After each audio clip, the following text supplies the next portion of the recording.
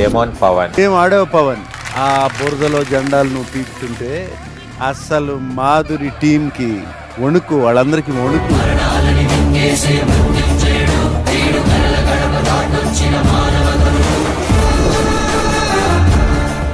ఓడు రసిక రాజానా అసలు ఏంటిది నాకు అర్థం కాదు. ఎందుకంటే ఇప్పుడు రీతు గారితోనే ఉన్నాడు. ఫస్ట్ లో రీతు ఉన్నంతసేపు రీతుతో ఉన్నాడు.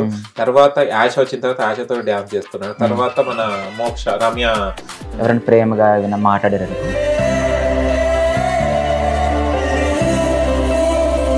ఒక లవ్ ట్రాక్ మెయింటైన్ చేస్తే ఫోకస్ మన మీద ఉంటది. ఆ టాపిక్ పవన్కి ఏమనిపిస్తుంది అంటే రీతుతోనే ఎక్కువ కంఫర్ట్గా ఉంది మాట్లాడడం విషయంలో. కానీ హైలైట్ కదా ఇది, మన అగ్ని పరీక్షలో శ్రీముఖి గారే అవునవును ఫ్లాట్ అయిపోయారు.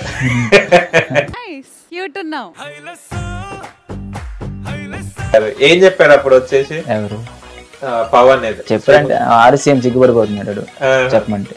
సిగ్గు ఎక్కువ కదా, ఎవరైనా బ్లష్ అవుతాడు ఎవరైనా ఇలా అన్నారంటే. కానీ ఇంకొకటి రీతు పైన నిన్న గొడవపడ్డారు ఇద్దరు. అంటే విడిపోవాలి అని లేదు కానీ కొంచెం ఉన్న బాండ్ ఆ బాండ్ అది కొంచెం తగ్గించి ఇద్దరు ఫోకస్ చేస్తే ఇద్దరికి మంచి ఉంటది కదా అనిపించింది అంతే. వాయిస్ రికార్డింగ్ పంపించారు కదా, టంకి సంథింగ్ అవును సర్జరీ సర్జరీ కానీ చాలా ఎమోషనల్, అది ఏడ్ చేశాడు కదా. నాకు బాధ అనిపించింది, చాలా ఎమోషన్. వాడు ఏడుపుని కంట్రోల్ చేసుకోగలడు, కంట్రోల్ చేసుకుని అప్పుడు హైస్ వస్తుంది. అంటే ఎంత పెయిన్గా ఉంటేనే అక్కడ కంట్రోల్ వస్తుంది.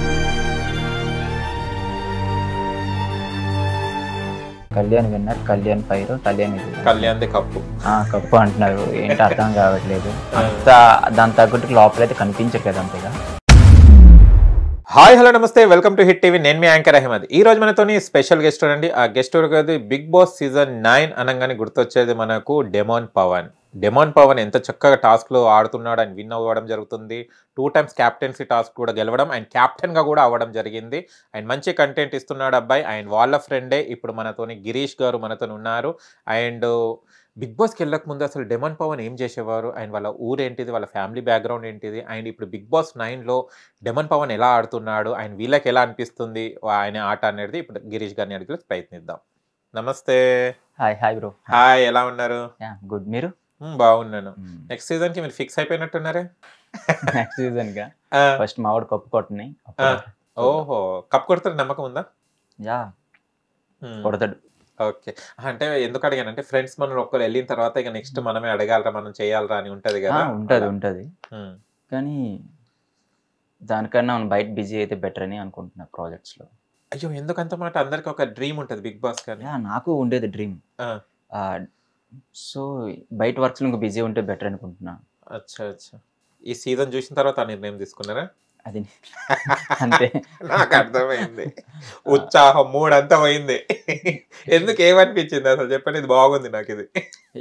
ఎందుకంటే చూస్తున్నా కదా బయట ఈ మీమ్స్ పేజెస్ లో అవన్నీ చూస్తుంటే అనిపిస్తుంది, మనల్ని నేను లోపలికి వెళ్తే మనల్ని కూడా ఇలానే చేస్తారా, చూడలేకపోతున్నాను. నార్మల్ గా మా వాడు అయినా సరే బయట వాళ్ళు అయినా సరే ట్రోల్స్ బాగా చేస్తారు కదా. ఓకే, చూసుకోలేకపోతున్నాను అవి. తర్వాత బిగ్ బాస్ 10లో ఒకవేళ గిరీష్ ఉంటే గనక ఇట్లా అవుతుందని ఫీల్ అవుతున్నారు. మా వాడు అంత సైలెంట్ గా ఉన్నప్పటికే ఇంత ట్రోల్ అవుతున్నాడు, మన కెమెరాస్ ఉంటే ఆగం. ఓకే, సైలెంట్ అంటే ఒకటి గుర్తొచ్చింది నాకు. అసలు మీ ఓడు రసిక రాజానా అసలు ఏంటిది నాకు అర్థం కాదు. ఎందుకంటే ఇప్పుడు రీతు గారితోనే ఉన్నాడు. ఫస్ట్ లో రీతు ఉన్నంతసేపు రీతుతోనే ఉన్నాడు. తర్వాత యాష వచ్చిన తర్వాత యాషతో డ్యాన్స్ చేస్తున్నాడు. తర్వాత మన మోక్ష రమ్య తోని పికిల్స్ అమ్మాయితోని డ్యాన్సులు, మళ్ళీ పులిహోర. ఏంది అసలు ఈ డెమోన్ పవన్ అంటే? ఇది ఎందుకు అడుగుతానంటే అందరిది కామెంట్స్ కామన్ గా మీరు చదువుతున్నారు కదా, దీనికి ఆన్సర్ కోసం అడుగుతున్నాను.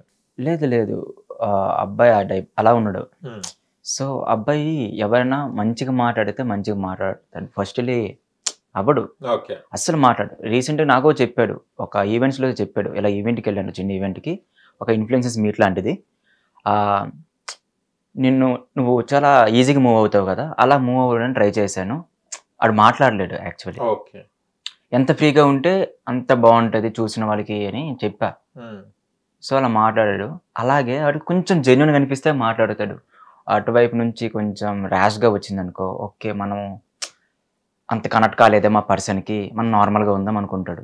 ఎవరైనా ప్రేమగా ఏమైనా మాట్లాడారు అనుకో, సో మంచిగా మాట్లాడుతాడు, అదే చేస్తాడు. ఓకే. సో ఐషా కొంచెం కొంచెం మంచిగా మాట్లాడుంటుంది మేబీ, తర్వాత రమ్య ఆయన, సో అలా మాట్లాడుంటాడు. ఓకే. అంతే. బిగ్ బాస్కి వెళ్ళక ముందు పవన్ ఏంటిది అంటే ఇప్పుడు మనకు రీల్స్ వస్తున్నాయి చాలా వరకు, షార్ట్ ఫిలిమ్స్, వెబ్ సిరీస్ లాగా వస్తున్నాడు. మీకు డెమాన్ కి ఎప్పుడు పరిచయాలు ఏర్పడినాయి, ఎప్పుడు కలిశారు మీరు? మేము 1 year బ్యాక్, 1.5 year బ్యాక్ మాకు జస్ట్ ఇన్స్టాలో ఫాలో బ్యాక్ చేసుకున్నాం అంతే, కానీ మాట్లాడుకోలేదు. 1 year బ్యాక్ అయితే ఒక చిన్న ప్రమోషన్లో కలిసాం, జగదీష్ నేను వాడు. ఓకే. తర్వాత ఈ రీల్స్ చేయడానికి జగదీష్ చేద్దామని చెప్పాడు, చేసాం.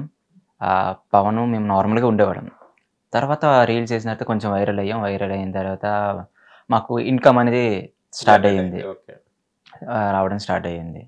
సో ముగ్గురు హ్యాపీగా ఉన్నాం, లైక్ వెళ్ళే వేలున్నా. సో మేము అనుకునేవాళ్ళం, నేనైతే ఇద్దరికన్నా ఫస్ట్ నేను అనుకున్నా బిగ్ బాస్కి వెళ్ళాలని.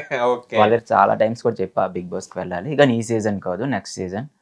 నేను ఇప్పుడున్న దాంతో ఇంకా సరిపోదు, నాకున్న ఫాలోవర్ సపోర్ట్తో. కానీ ఆఫర్ రావడం లోపలికి వెళ్ళడం కూడా ఈజీ అది కాదు. మనం మినిమం ఉండాలంటే కొన్ని వీక్స్ ఉండాలంటే మనకు కొంచెం సపోర్ట్ ఉండాలి అని చెప్పా.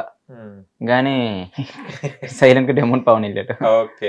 కానీ డెమన్ పవన్ అప్లై చేసినప్పుడు కూడా మీతోని చెప్పలేదట, తెలిసింది. ఎందుకు మీకు? లేదు, వాడే లింక్ పంపాడు, వాడు వెళ్తున్నాడని చెప్పలేదు. మాకు లింక్స్ పంపించి అప్లై చేయండి రా, ట్రై చేయండి, ఒకసారి ట్రై చేస్తే ఏమవుతుంది అని చెప్పాడు. జగదీష్ కన్నా నాకు ఎక్కువ ఫోర్స్ చేశాడు అప్లై చేయమని. ఇంకా 8th రేపు ముందుగా ఈ రోజు కూడా మళ్ళీ గుర్తు చేశాడు, ఆయన నా అప్లై చేయలేదు. ఎందుకు? 10th కి ఫిక్స్ అయ్యారా? 9 వద్దనుకున్నారా? 10th ఫిక్స్ అయ్యా. ఓకే. కానీ డెమన్ పవన్ సెలెక్ట్ అయిన తర్వాత ఎలా ఫీల్ అయ్యారు? నేను కూడా అప్లై చేస్తే బాగుండే అని థాట్ వచ్చింది ఏమన్నా?